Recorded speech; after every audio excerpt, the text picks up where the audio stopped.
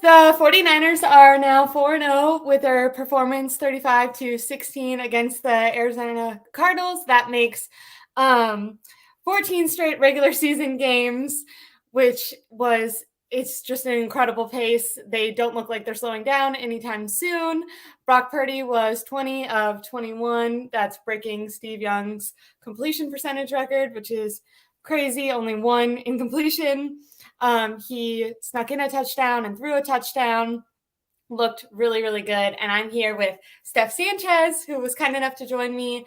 And I thought we would go over the game and some takeaways that I have. And we're going to start with that. We're going to start with Brock Purdy and grading Brock Purdy's performance and not just from the Cardinals game, but what you've seen of him this season. Has he surprised you this season coming off the offseason where he had an elbow surgery?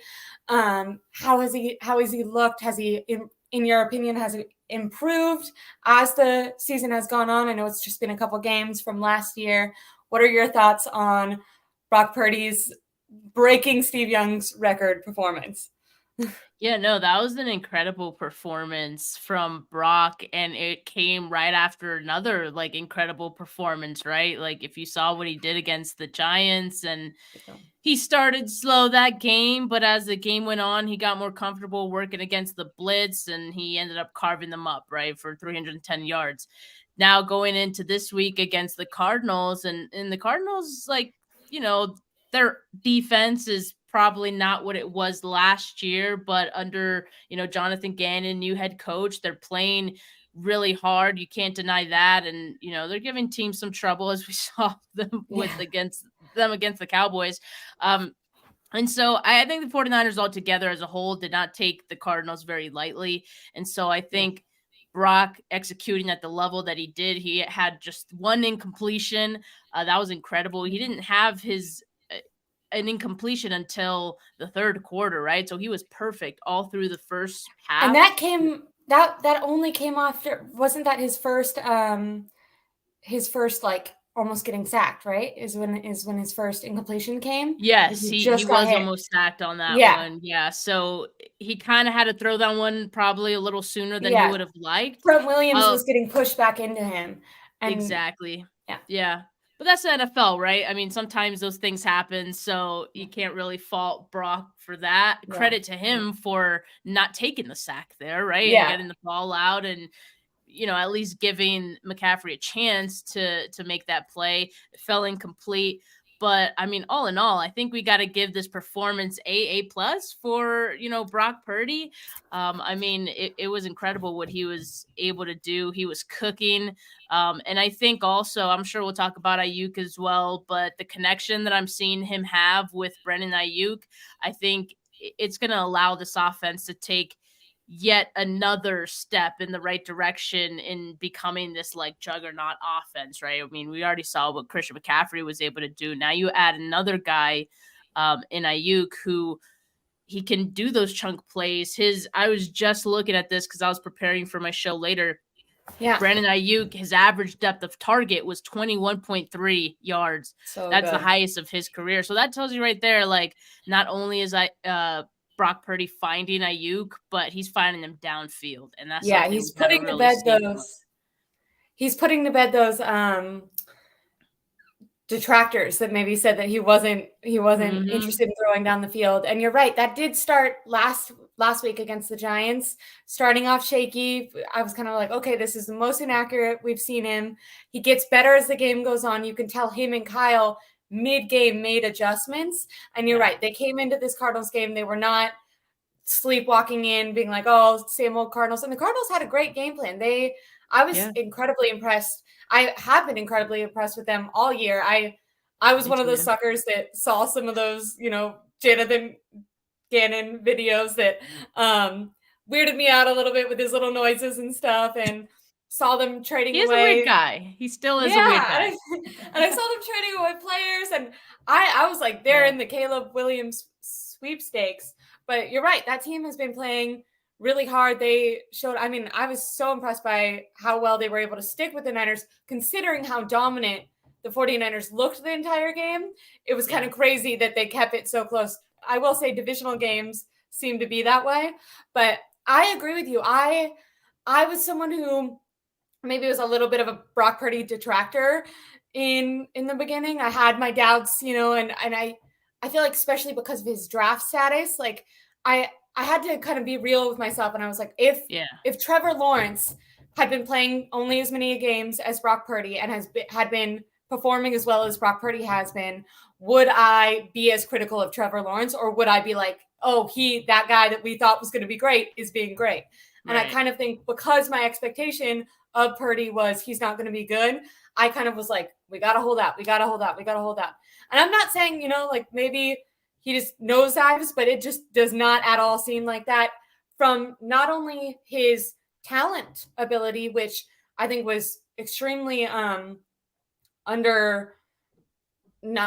seen. I think he's actually very, very talented. He can get the ball down the field pretty far, and I think the most important thing when you touch on Brandon Aiyuk is the trust that he has with his receivers and giving them the opportunity to go make those catches that maybe previous quarterbacks in the Shanahan scheme weren't willing to test out.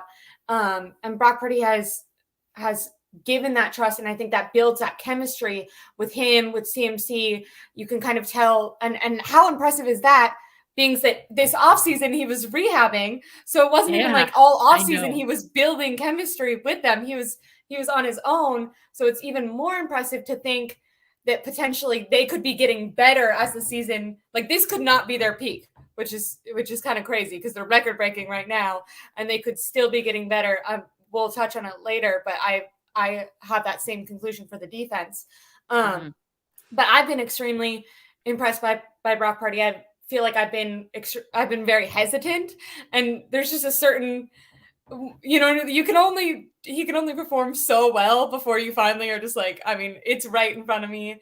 The players see it. The fact that Kyle sees it, I think, is the number one thing, because I think that the players on the team, the locker room, would run through a wall for Kyle. I think that that's how they've had so much success under him. I think they have extreme trust in him and his opinion. And I think his decision to go all in on a quarterback this year was the smartest decision that he's made. And once again, I was someone hesitant. I was like, we don't know about his elbow. We need to keep everyone we have. We don't want Sam Darnold being number 2. What are we doing? And I feel like I was so wrong, and I have to eat my words, because going all in on Brock Purdy showed the locker room, I believe in this guy. You guys are going to believe in this guy. And they have. Like they seem, since last year. Well, we'll talk about this a little bit later, but they seem more united than ever, and it's so impressive. And I think Brock Purdy, you have to give him credit for the leadership, for his, like, what he has in between the eyes, being able to make quick decisions, being able to, Kyle Shanahan has talked in press conferences, and Kyle Shanahan talked about this on KMBR, and then Brock Purdy was asked about it in a press conference. They actually go over the game plan together, figure out, okay, what throws are you comfortable with? What throws are your receivers comfortable with? When we're in a pickle, what type of plays do you want to go to? And you can kind of see that mid-game, right? You see a play kind of break down, and you'll look at him looking at Aiyuk, and you can tell that he's kind of moving into an open space that might not actually be where he's supposed to go, but they see it at the same time. That chemistry is palpable. I can't say that word. Palpable. There we go. And I have been, I just feel like I'm eating my words. I have been so impressed, like I said, not only with the in between the numbers, which I think people are starting to give him credit for, his decision making, his ability to stand in there against the pass rush. All I will say, the O-line looked really good. They did. They did. Also, it was against the Cardinals, so I'm not sure, It was definitely an easier matchup, but that's what you need, right? Like sometimes the offensive line needs these types of games to just get in that rhythm, gel with each other. They have to build that chemistry, especially the right side of the line. Burford and McKivitz haven't had that much time together, starting together, right? So that's going to take time. I was kind of figuring this would be a get-right game for them, and if it wasn't, man, they'd be in trouble. But, it was. They've had some really tough matchups to start the season, that right side of the line in particular. Yeah. And so they have 2 tough matchups. Again, like Cowboys, and then after that, the Browns defense. That defense looks pretty good, and they have a good defensive line as well. So I'm going to hold any judgment on saying, like, we don't have to worry about the offensive line anymore, but definitely a positive development that the offensive line Yes, did look good in this one. And I think that's what helped Brock Purdy in this one, that's be true. able to Works do what he together, was right? able to do. Yeah, The everything team has to be clicking. definitely works in unison. So I want to touch on, but I wanted to say one more thing about Brock Purdy. I think going all in on him, you kind of mentioned it with Colton McKivitz and Burford and Banks getting that time together. I Mhm. feel like Brock Purdy brings he brings stability to the offense. So like now that you've Yeah. chosen a guy, even though maybe this offseason he was injured, you get every, as long as knock on wood he stays healthy, these players are growing together and getting more confident and growing more trust as the practices, as the season goes on. I think I think Brock Purdy has been just excellent this year, and I am definitely excited to see him go up against harsher competition. I mean, when we're looking at the Dallas Cowboys last year, they held him to 19 points. That's the only time he hasn't scored above 30. But really quick, someone who is helping Brock Purdy and helping the team's success is Christian McCaffrey. Mhm. His record-breaking performance, 4 touchdowns, breaking Jerry Rice's record. I think it was you on your show with Stats Rob that I Uh-huh. saw that Yeah. the ultimate record is 18 consecutive Yeah, so that would beat touchdowns the for record. Lenny Moore, Mhm. right? So I hypothesized, and maybe just a fan in me, that they might be searching for that one going into the Cardinals game. I was kind of thinking, okay, Kyle, are you gonna hold back a little bit on Christian McCaffrey going against lesser competition? Maybe want to save him for the Cowboys.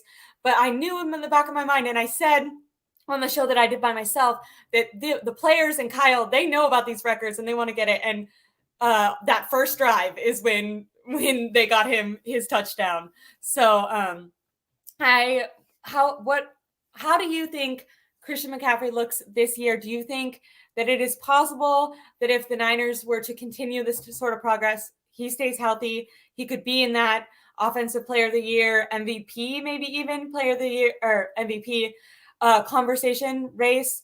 How do you think he looks compared to this year? What's your overall thoughts on just how dominant Christian McCaffrey has looked? I mean, he's looked incredible. Like I feel like there's so much you can say, and at the same time, like there aren't enough words. Like you can, I don't know. I like he leaves me kind of speechless, and sometimes I'm like, is this guy really on the 49ers? Like, is this real? Is this happening? He's so incredible. I mean, I think before even this trade happened, you would consider him to be like top top 3 probably at his position. Um, and you put him in this offense, and now he looks like the top one in the Yeah, he position, does. right? So, because I think his skill set, what he does best, and what Kyle Shanahan is able to do for him, and how he schemes everything up, it works so well. Like he just fits like a glove into this offense. And for a coach as smart as Kyle Shanahan, who knows how to get the best out of his players, you can literally do anything with Christian McCaffrey on the field. And I think it's incredible. I mean, I think that he should certainly be an MVP conversation. It's early Yeah. in the year, right? Like it's only 4 weeks in. Yeah, it's But of course, so sometimes those things change, as teams get closer to getting into the playoffs. There's going to be a quarterback who does what he does to get his team into the something special like that, yeah. right? And so Josh Allen's gonna quarterbacks, rush for everything and yeah, right. Like yeah. quarterbacks always are going to be looked at as having more value than any other position in the NFL, and I understand that. But that's the unfortunate thing, right? Because I think it does take away from what Christian McCaffrey's doing right now, which it shouldn't. I think he should at least be in those conversations, right? Through the first 4 weeks, like he is the MVP Yeah, of the first four of weeks, the like league, that. yeah. Yeah, like you can't dispute that. But, by the time the end of the season comes, I think there'll be other names and other quarterbacks most likely in the conversation who will probably take that. But I think he would still certainly be up for offensive player of the year, right? And based on how he's playing right now, if he continues this, there's no reason to think why he wouldn't be offensive player of the year, right? Like the numbers that he's putting up in this offense, and there's no sign of that, his volume decreasing. Like No. I would just imagine he would continue to be on this role. Now as far as like the volume goes though, like you do worry about health because he has dealt with like his health in the past. But at the same time, it's like the reason that you traded for him is to be this guy. The guy that you are seeing him be on this team is exactly why you traded for him.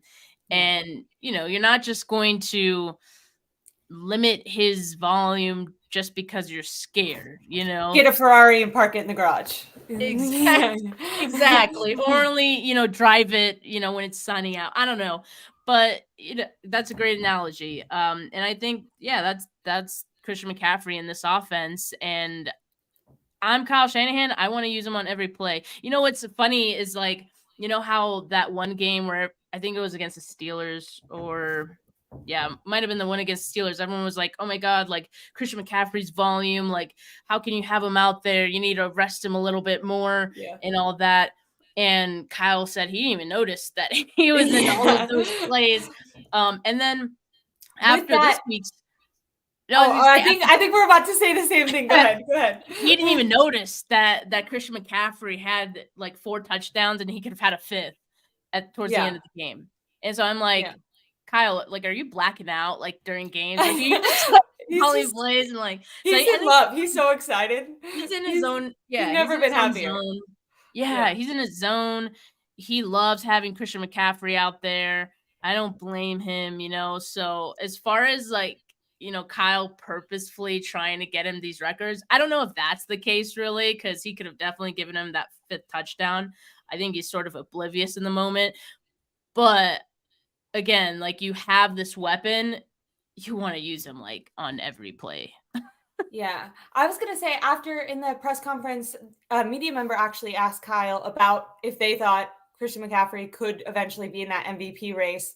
And Kyle, as someone who has kind of been in that camp, like, okay, are we overusing him against maybe lower competition teams? Should we be saving him?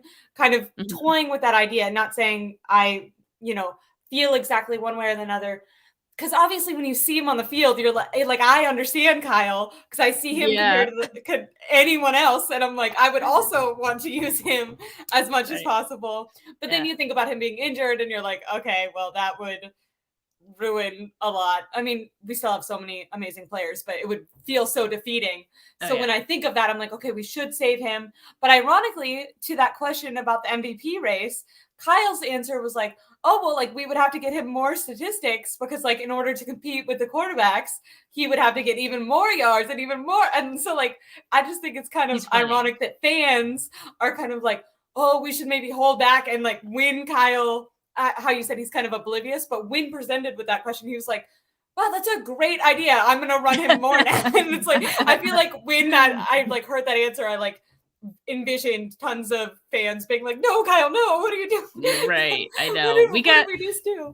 We got smug Kyle yesterday. He was so like in a great mood. He was joking around and like he's so happy right now. This is a side note, but I watched the game with my dad and him and I both pointed that out. Like he was high five, like when Ward got that penalty, he high-fived Ward right in front of the ref. When they finally got Juice involved, which I know some people are taking credit for. I said this like 3 weeks ago. I was like, they need to get Juice the ball. I know 0 people follow me, but I think secretly I was the one that influenced this. But when they first threw Juice the ball and he didn't catch it, they came back and Kyle was like laughing and you saw the camera pan and Juice kind of be like, that sucks. And Kittle came over. They were like, not that they weren't serious, but they feel so joyful right now. It's kind of interesting to watch. I definitely feel like I've never seen Kyle so smitten and happy. I think he likes his quarterback. He has his toy in CMC. They're winning. He feels good. He got that extension. I think all those maybe little fires that some people hypothesized might have been going on this offseason. I feel like Kyle feels like it's off his shoulders. He feels good. Obviously, like we said, it's 4-0, which is an amazing start, but also only 4. So we have a lot more to go. But it does seem special. And maybe really quick we'll talk about this because I did have like a little banner for it, although we have touched on it. I feel like this team has been so much more united and together and relaxed, as we're saying, but relaxed and dominant and fierce and angry, but like composed almost. It's been really cool to watch not only them on the field, but then how they articulate themselves in press conferences. I feel like going back to maybe like 2019, like just reflecting on all these years, I think this is the most aggressive yet determined, like I don't know how to, like a calm, cool, but like badass vibe that I've been getting. And I have attributed that a lot to them choosing a guy at quarterback, definitely to getting CMC, but it really does feel like the whole team is flowing together. They're willing to try things on a week to week. You know, that this week you saw Juice get more involved, Aiyuk more involved. Last week was a Debo game.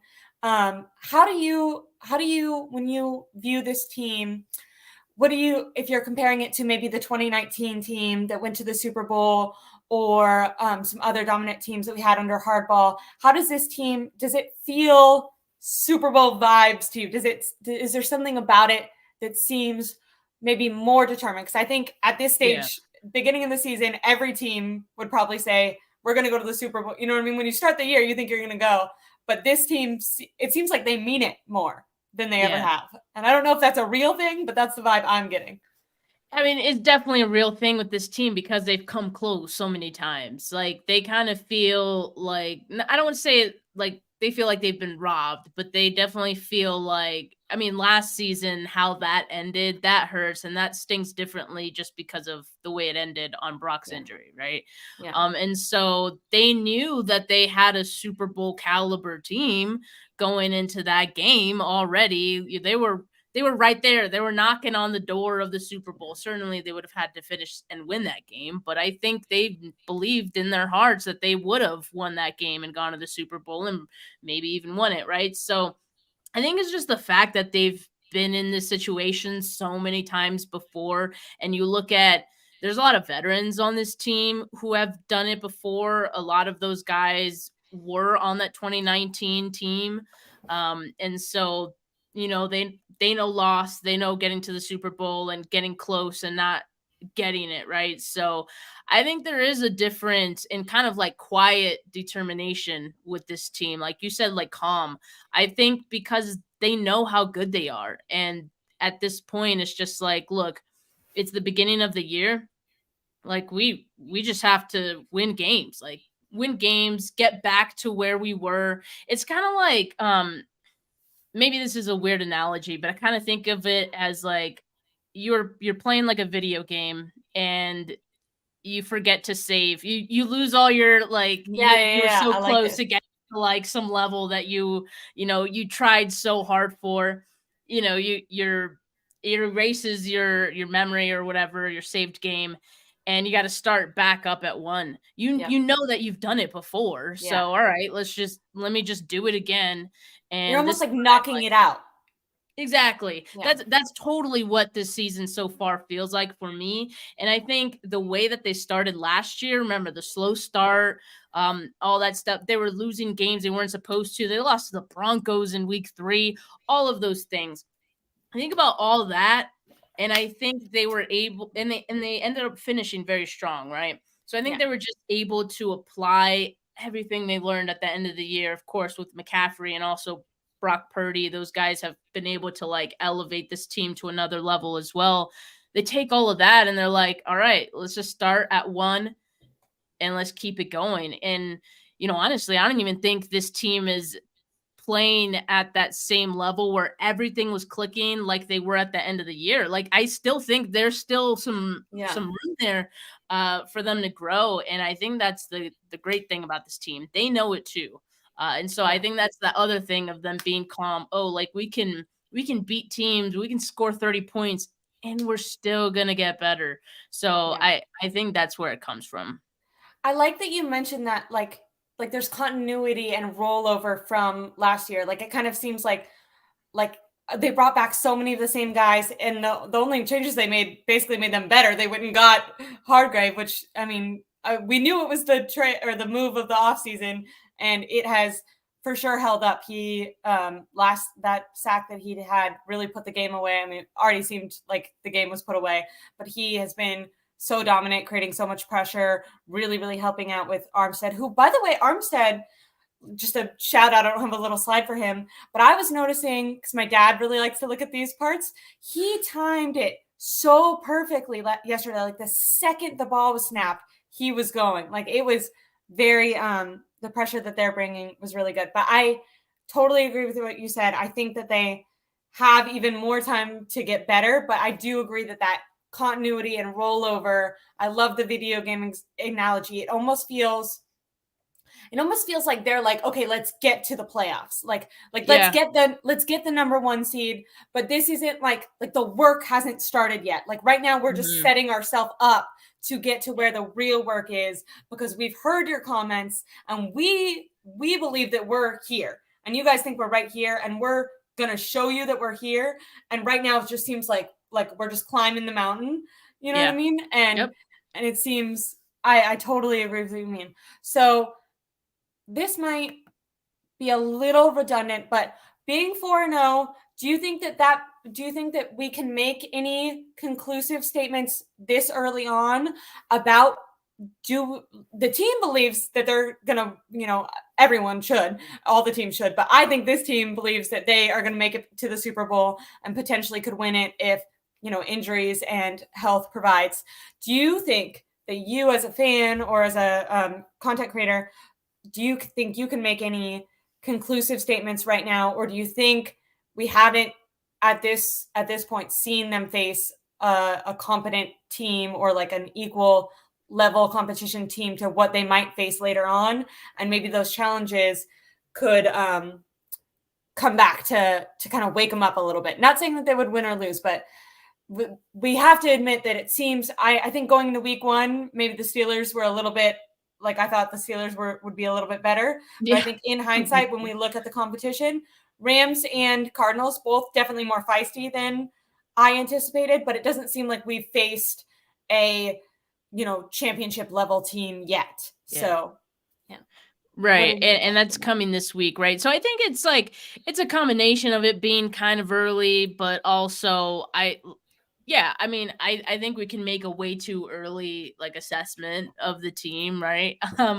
I saw yesterday like Grant Cohn, he tweeted out he thinks this team looks better than the 2019 team, and I think so far they do.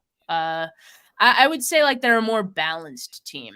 In 2019 and in recent memory of this 49ers team, in particular the defense has always been like top 3, like dominant force in the NFL. They're winning the games for them. They're not letting any opposing teams get anything on them, kind of thing.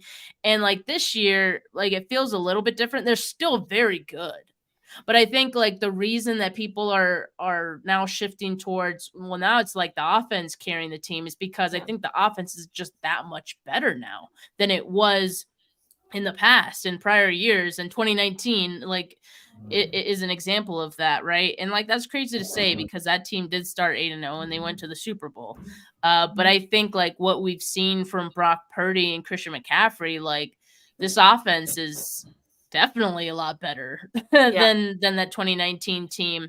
So sky is really the limit for them, right? And so looking at that and looking at what we're mentioning, that they still have room to grow, and being that there's a lot of vets that are very well disciplined team, I do trust that they're going to make those strides. I already saw it from week 3 to week 4. There were improvements. progression for sure. um they were 5-5 in the red zone. They decreased the number of penalties they had. So those were some of the things I had noticed in like the first few games that I was Yeah. like, oh, like yeah, they can afford to clean those up, and they did. From one week to the next, you see Brock Purdy. Early in that one game, it was week 2, struggling for the deep throws. Look at him now. Mhm. I mean, he was Yeah. cooking with Aiyuk yesterday. So they're just going to continue to grow and make strides. Purdy's going to continue to grow. I think Steve Wilkes is going to continue to get comfortable with this defense and the personnel that he has. He's still kind of finding that rhythm. He's still putting Ambry Thomas out there, which I'm not a fan of. I think he'll learn to not do that, Yeah. hopefully after this week. But they're just going to keep improving. So I think like that's one sweeping statement early on that I think we can make. But yeah, I mean, I definitely we're gonna have to test it and see it against some really good teams and some really good defenses. So these next two games for me are a good measuring stick for the 49ers. But based on what we've seen so far, there's no reason to think that they can't win those games.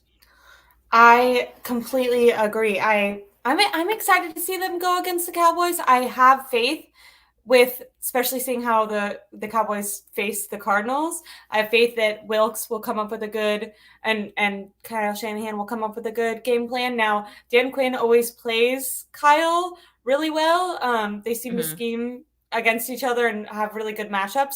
So it definitely seems like that will be the hardest competition that they've faced. And that Browns defense has looked really, really dominant too. Yeah. So I am excited to see that. And it is interesting what you were saying about the offense being so dominant. I feel like as the 49ers, we kind of know them as being, I want to say, lifted up, not, maybe not carried, but their defense always being the most dominant side of the ball. And they offense carried. kind of, They definitely carried in yeah, some yeah, games. yeah. Yeah. Some They bad were, Jimmy games. yeah, they were like literally making sure other teams couldn't score so that Yeah. the 49ers could win. And now it's almost like the offense is while the defense is kind of catching up, which I'm interested in this. Like, part of me can see, okay, new offensive or new defensive coordinator, they can improve as the season goes on, the season goes along, work out those kinks together. But I was kind of comparing that to if you watch Philadelphia, they're also the only undefeated team, but when you watch them, they don't look as smooth as the 49ers. Yeah. But No. I have faith that they'll actually end up being like a super tough matchup. I think right now they're dealing with new coordinators and that just takes some adjustment. So my initial feeling when watching the defense kind of need to still get in a groove, my initial feeling is like, okay, well, Steve Wilkes is still feeling that out. But then also I do question, like, is there some inevitable regression that might, like, I think it was Vish or someone, I heard him say this last year, but it was like, how long can you keep up this top 5 defensive performance? How many years can you keep that going? And I think the longest team to have done it was the Seahawks, and the Niners had now done it for so many years through multiple coordinators. So I go back and forth with being like, they're definitely going to be one of the best, and they just need to kind of work out a few kinks. And, I think as Bosa goes along, he'll start getting more of those sacks because they're getting pressure. Like, it's people try to make it seem like if you're not getting sacks, you're not making an impact. They're making huge impacts. It's just like that one extra step. So I definitely have faith that they could do that. But then I also do have that one maybe more critical side of my brain that goes, okay, well, is it possible that we do see a regression?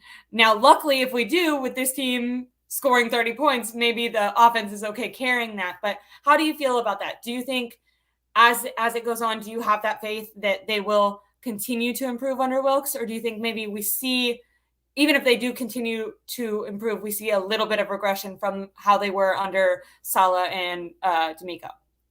I mean, if you want to call it a regression, I think we could probably already call it that. But I do think that part of it can be attributed to Steve Wilkes, just kind of getting used to the way it is around here. I mean, that was the benefit of D'Amico Ryan just coming in. Like he already had been in this defense. He had already, been under Robert Saleh in the past to know everything that he was running and kind of knowing and the personnel enough to know, okay, this is what I want to do different. Steve Wilkes is coming into it where it's like, it's not broken, so don't fix it, but also don't break it. Like just kind of figure it out. All right, this is what we do around here, and don't change too much. So that in itself is kind of a challenge, right? Because you usually when you're a new coordinator, you go in there and you kind of revamp everything to what you've normally done, and in this case, it's like just don't try to break keep it. Yeah, just and you can kind of there like I can tell sometimes there's this, I don't want to say passive aggressiveness because that just seems like it makes it sound like there's tension. I don't think there's tension between Kyle Shanahan and Steve Wilkes, but sometimes like I've noticed a couple of comments if you hear Kyle Shanahan talk about the defense. I don't know, they're just like, well, they did this, so yeah, you can tell like maybe Wilkes wants to be a little more experimental, and Kyle is kind of like, yeah. And he has been like, much no, we more already tried that. yeah. Ambry Thomas, for example. yeah. He's like, stop that immediately, please, thank you. Yeah. But it's kind of hard because then with Oliver, that was a guy that Wilkes put his head out for. So I do think I was on with Crocker this morning. We were kind of talking about, I think as the front four start maybe getting home more, the defense will improve so much because the line, I mean, as I'm criticizing the defense, I want to almost make an exception that the linebackers have been fantastic. Oh, yeah. Fred Warner is, best player in football. Dre Greenlaw, I mean, just is everywhere at all times. I know his like one penalty a game kind of gets under people's nerves. I low-key love it because there's something wrong with me. Maybe I don't want him to get a penalty, but I like that they scare people, that they kind of antagonize people. I saw Hufanga kind of got into a little skirmish with an Arizona Cardinals player after the game, and I think that's just because they like to take it to that line with the players and kind of I feel like that can get annoying, especially in those division games. I did see Greenlaw yesterday after a couple hits, like kind of put his arms up. He's like, don't give me a penalty. Don't give me a penalty. But yeah, I'm really excited to see this defense slowly improve. Eventually I feel like we're going to get a game where they don't score 30, but I don't guess that it's going to be next week. And I'm extremely impressed with how the offense has been so far.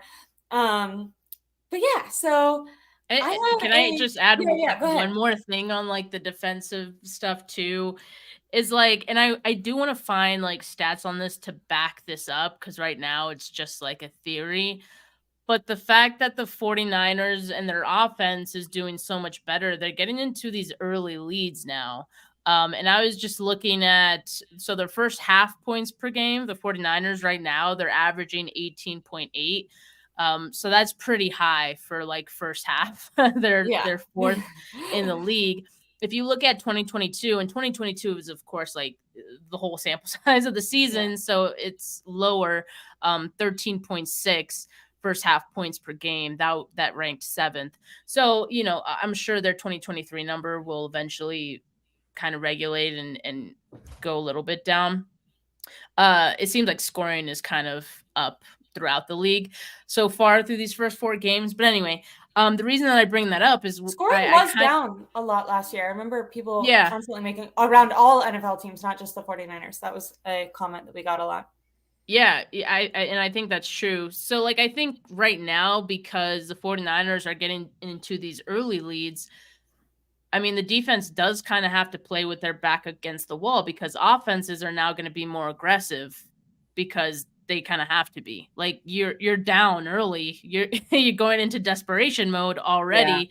And so I think that's part of the reason why we could be seeing like the defense maybe not being as good. You think about like in the second half of some games last year when teams were in that desperation mode of, like the 49ers are starting to pull away, like we got to get this drive going. And they would, like sometimes they would, especially like in towards the end of games. And so now we're kind of seeing that start a little bit earlier because the 49ers are up sooner in the games, and before you know it, they're down multiple scores. So I think we're just seeing more urgency from opposing offenses than maybe we've seen in the past, especially to start the season. Like, you think about Jimmy Garoppolo games, like anytime he'd have some really good games where they'd start early, but like sometimes he'd have those bad games Yeah. where he'd keep other teams in it too, Yeah, and yeah, they're yeah, just yeah. like going punting back and forth, or field goals back and forth, right? Had And so, Broncos flashbacks. I don't think either of those yeah, teams scored I know. more But, than like, so games like that, it kinda makes the other team not be as I don't wanna say as aggressive, but, like, they're not it in kinda like the becomes like a 2-minute more zone. yeah, it kinda becomes like a more conservative game, because at that point, you're just trying not to lose. Does that make Yep. sense? Um, so yeah, I do feel like that does kinda play into the defense giving up some things along with the Steve Wilkes theory. So yeah, just wanted to throw I that like that thought a out lot. there too. I like that a lot. I definitely think there's an aggressiveness coming from other teams to keep up with the 49ers offense right out the gate for sure. And we had some comments that I just wanted to, because it's nice that people said something. Um, Pabs 79 Pez, don't worry, I'll learn how to read a different day, said Wilkes will help figure it out. I think that we need some patience. After a season, we were ready to fire Salah. I'm definitely not trying to fire Wilkes. I think he's actually done extremely, extremely well. Like, a little bit of criticism. I mean, we're like, they look extremely dominant. We're just pointing out like improvements that they can make, so when they go against even more dominant teams, these things might be highlighted more if they were going up against higher competition, is kind of what I'm pointing out. At least I'm not saying they're doing bad, like they're not doing badly, they're doing very well. I'm just saying, out of a team, if everything's a 10, these things might be like 7 or 8s. Where can we, when I was mentioning Nick Bosa, he's playing extremely well. He can be getting some sacks. That's what we're saying. They played a little off coverage with their secondary, and they gave up some easy yards. Maybe like working through those kinks is kind of what I was saying, but definitely not trying to fire anyone. I think they've performed extremely well. I'm more just saying, when they go against a Cowboys, against a Browns, eventually against the Eagles, if they make it to a Super Bowl, a Patrick Mahomes type player, that's all we're both pointing out. I think neither of us are trying to fire Wilkes week 4. Yeah. And everyone else is kind of saying that too. Steve Wilkes will figure it out. CMC for MVP, we agree. And apparently when Kyle was asked about it, he is not hesitant to give CMC even more touches, which makes me nervous, but sounds like he is having a ton of fun with his new toy, and if possible to get him an MVP, Kyle seems like he would love that and feel very proud of himself. I want to ask, this isn't on the slide, but I didn't ask it earlier, and it came up in a conversation that I was having with a friend who isn't a 49er fan, but is like a more casual football fan, and grew up watching the Bucks. And they asked me, if you had, and this solely hypothetical, I just think maybe your answer could be fun, if you had to trade away Brock Purdy or CMC, which one would you do? And that kind of which one? Well, and I'll ask 2 questions. That is tough. I wish I had a slide for this, but I'll ask 2 questions. Which one would you do, and which one do you think Kyle would do? Because I was making the case more that like CMC MVP, and they were like, oh, well, why not Brock Purdy? And I was kind of like, well, like, and I was trying to explain it, and then they asked that question, and I was like, it kind of makes you pause for a second. I want you to answer. I'll let you answer first. So, who would you pick, and who would Kyle pick, in your opinion? That's really tough. I mean, I think Kyle would pick Brock, just because I think him and Brock just understand the game so well, and you still consider the fact that he is still growing. He's a young player who already looks this good, and you can only just imagine that he'll improve. And in the past, it's kind of been a rotating door at running back, right? So I think for that reason, like, I'm sure there's a part of Kyle that feels like, I could probably just get another running back, um, somewhere. So I'd probably be CMC, and that's so tough. I'd probably say the same thing, just because like I don't know. Like I there's this like narrative or this whole thing going on about Brock, and I'm sure you've seen it, right? That like he's only this good because he benefits from, the Yeah. playmakers. Certainly he does benefit. It's also not the only reason that he's playing this well. I mean, anyone who has watched these games, I think, has seen enough. And Prob said, "I'd rather chop off my arm." Yeah, I mean, that would look better than either one of those guys, because they're so important right now. But yeah, I almost would want to see, like, okay, fine, like let's just take some of these weapons out of the picture and see how Brock does. And I still think that Brock would be a great quarterback. Like, yeah, the offense would take a step back as a whole because, yeah, you're losing a guy like Christian McCaffrey. Yeah. But I still think Brock would be able to run this offense better than we've seen other 49er quarterbacks under Kyle Shanahan have in the past. Okay, so I wanna weigh in too, because when presented this question, was presented it from, maybe I was probably coming at this from like a different, more like maybe arrogant angle that you might have. Well, I was like, well, he's really good, but he's definitely benefiting. Now the person also did bring up like, well, what about Jalen Hurts? Is he not benefiting from his team? Do all quarterbacks in some way not benefit from their really good players? I like the way that you put it down. So my initial take was definitely like, you would want to keep CMC. He's been such a game changer. He's so dominant. But I think you do have to put positional value into account. And when we look back at the rotating quarterback carousel that the Niners have had, it does seem like finding that guy has been such an important step. And you're right, the offense would, if you take out a Pro Bowler, they're going to be amazing. But I do think, I've advocated just for less Christian McCaffrey just because I don't want him to get injured. And in my head, when I'm advocating that, I don't think like, oh, they're going to lose all of a sudden. I imagine that they're still going to win because they have so many other talented players. And I do have some sort of trust and belief that Brock is going to be able to have that chemistry with Aiyuk, with Debo, with Mason.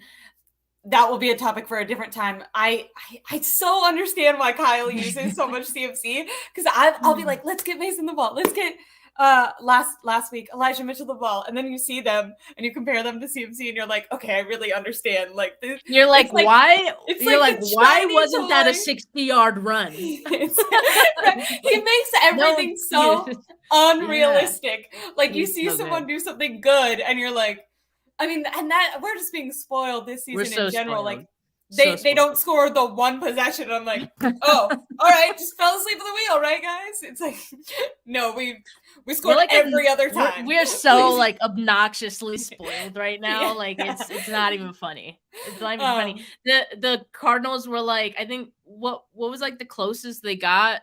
Wasn't it like 11 points or something like that? I feel like that was. I think they got it within 5 for like 1 second, but it was okay. The Niners immediately responded on the next drive. So, and then don't worry, I let them hear it for that one drive. I was like, oh, just give it away the game, guys, right? Just exactly. You like start freaking out, and it's like at no point were they ever like down at all. Yeah, it's insane. But this is I feel like it just depends on what type of fan you are. Like I know some people, they kind of like to be more calm. I almost like to buy into I kind of like to ride, but I like to be like, burn it down. And then I like to be like, Super Bowl. I don't know. I get my heart rate pumping, I do that. I do live tweet sometimes the games. Yes. And I think after like live tweeting the Giants game, Thursday Night Football, I kind of learned my lesson that I should just not. Like in the beginning, it's very reactionary. In the beginning, you're like Brock Purdy, dude, and then by the end, you're like just I was so close to being like, is Brock turning into a pumpkin like right before our eyes? And like I didn't, but we worry about those things because of what Jimmy Garoppolo and all that. Yeah, we have we have PTSD. A little, yeah. So we're definitely we're like, okay, it's good now, but we're aware that this can, all right, we are on the honeymoon stage. It can and go off the rails at any time. You have to prove to me that you're not going away, because my belief is that this could catapult into a fire at any moment. Exactly. Pretty much. So. Well, Steph, this was so much fun. I think to round up what I said, I agree with you that positional value, I would keep Purdy. I do believe that him at the helm has made such an incredible impact on this offense. No matter how hesitant I wanted to be to believe it. I should have articulated that better. But he's been amazing. I understand Kyle's love for CMC, but I think he's very smitten with Purdy, and I do think he has a little bit of that confidence, arrogance, whatever in him, that if he had to put another running back in there, that they would make it work. But luckily, right now, like Pabs said, we don't have to chop off our arm, and we're not choosing between either of them. So that's really good. Yeah. It was a fun. But I like the question. That was a good thought-provoking question. I thought so too. And I just wanted to thank everyone in the chat and everyone who's watched. I wanted to say thank you so much. This is the first, and I'll get there in a second, but this is the first live stream I've done where I've hosted it. I've done a couple with Eric where he did everything, and then I did one solo one by myself that was such a mess. And Steph, you made this feel so smooth and so professional. You had so many great stats and facts, and I felt like you held my hand the whole entire way. This was so much fun, and I feel like came out way more better, smooth than I could have imagined. And I had such a great time doing it with you. And I really, really thank you for joining me. I know that you have a show coming up at 4. So if you want to plug your channel and that show and everything, go ahead and please do that now. Yeah. You guys can subscribe to me at Steph49K, or you can look up 49K Pod, 49 Carats Podcast, and I will probably pop up. I'm also Steph49K on Twitter, Instagram, TikTok, all the social media platforms pretty much. But Ashley, I appreciate you having me on. This has been really cool to just see this growing and setting up in its little infancy. So this is just the beginning. I'm excited for you to get started. I told you, you already know everything you're talking about, and that is half the battle right there. There's a lot of people who start podcasts and don't know what they're talking about, and so you're already doing just great right off the bat. So this is awesome. Can't wait to have you on my channel later this season. And go Niners, man. Let's go. Go Niners. Thank you so much. Everyone, seriously, go check out Steph. I love all her shows. All her tweets are so informative. She's constantly putting out such good information. Everything that I got earlier about CMC and the Lenny Moore thing, that all came from her show when I was listening a couple days ago when I first reached out to her. I always feel like I learned so much. And, if you ever want to reach out to someone, she's been so kind to me. So I really appreciate it. And I appreciate everyone listening. We'll definitely have more streams on this channel coming out. And yeah, thank you so much. I'll end this now so Steph can go do her show. I'm awkward at ending these because I've never done it before. Bye. Thank you guys so much.